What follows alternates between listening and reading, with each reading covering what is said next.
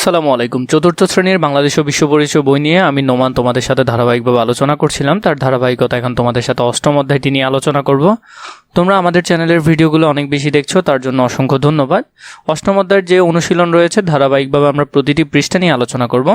সামাজিক দায়িত্ব ও নাগরিক অধিকার। 1 নম্বরে দিয়েছে সমাজের ধারণা।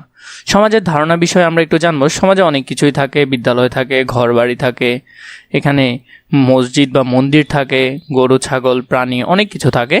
আমরা এখান থেকে এগুলো আনসারগুলো দেখব। উপরের ছবিটি পর্যবেক্ষণ করে নিচের প্রশ্নগুলোর উত্তর লিখি। এখানে ছবিগুলো দেখে আমরা নিচের যে ছোট ছোট প্রশ্ন আছে এগুলোর উত্তরগুলো ধারাবাহিকভাবে লিখব।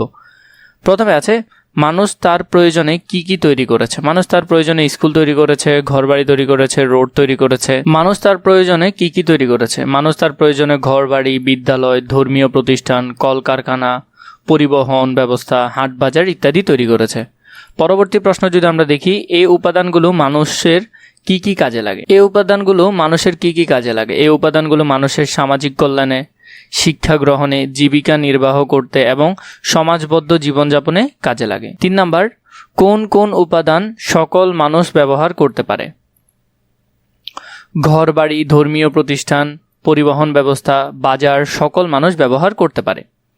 পরবর্তী প্রশ্ন যেটা আছে, এগুলো কিভাবে মানুষকে মিলেমিশে বাস করতে সহায়তা করে? এই উপাদানগুলো মানুষের মধ্যে পারস্পরিক বন্ধন তৈরি করে এবং এই পারস্পরিক সম্পর্কের ভিত্তি গড়ে তোলে সমাজ, যা মানুষকে মিলেমিশে বাস করতে সহায়তা করে। পরবর্তীতে যদি আমরা দেখি, আর পরবর্তী পৃষ্ঠা, বেঁচে থাকার জন্য মানুষ একে অপরের উপর নির্ভরশীল। এটি সত্যি কথা, আমরা একে অপরের উপর নির্ভরশীল। নিজেদের প্রয়োজনে মানুষ একত্রে বসবাস শুরু করে, গড়ে তোলে বিদ্যালয়, হাসপাতাল, হাটবাজার ও বিভিন্ন ধর্মীয় প্রতিষ্ঠান। এগুলোর মাধ্যমে তারা নিজেদের কল্যাণ সাধন করে, যে কোনো উৎসব অনুষ্ঠান পালনে একে অপরের সহযোগিতা করে, বিপদে আপদে এগিয়ে আসে। নিজেদের প্রয়োজনে ও ভালোভাবে বেঁচে থাকার জন্য মানুষকে কিছু সামাজিক নিয়ম নীতি মেনে চলতে হয়। এতে মানুষে মানুষে পারস্পরিক বন্ধন তৈরি হয়। এভাবে পারস্পরিক সম্পর্কের ভিত্তিতে গড়ে ওঠে সমাজ।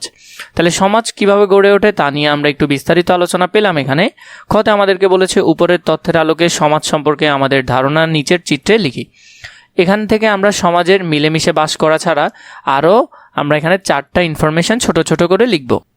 সমাজ বেঁচে থাকার জন্য একে অপরের উপর নির্ভরশীল হওয়া, আমরা একটাতে এটা লিখতে পারি।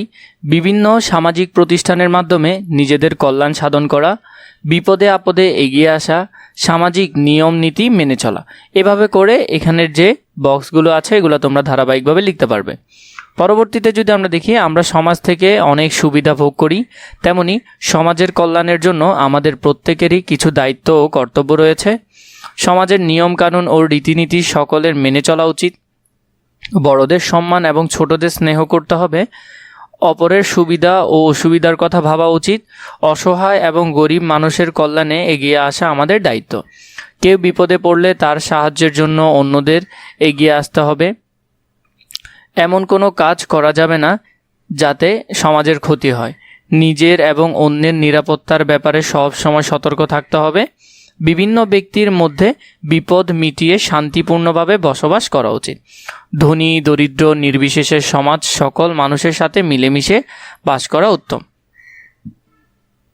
সমাজের সকল পেশার মানুষকে শ্রদ্ধা ও সম্মানের চোখে দেখা আমাদের কর্তব্য। 3 উপরের অনুচ্ছেদ পড়ে সমাজের প্রতি করণীয় চিহ্নিত করে ছকটি পূরণ করি। ক্রমিক নাম্বার সমাজের প্রতি করণীয়। এখান থেকে আমরা এই ছকটা এখন পূরণ করব।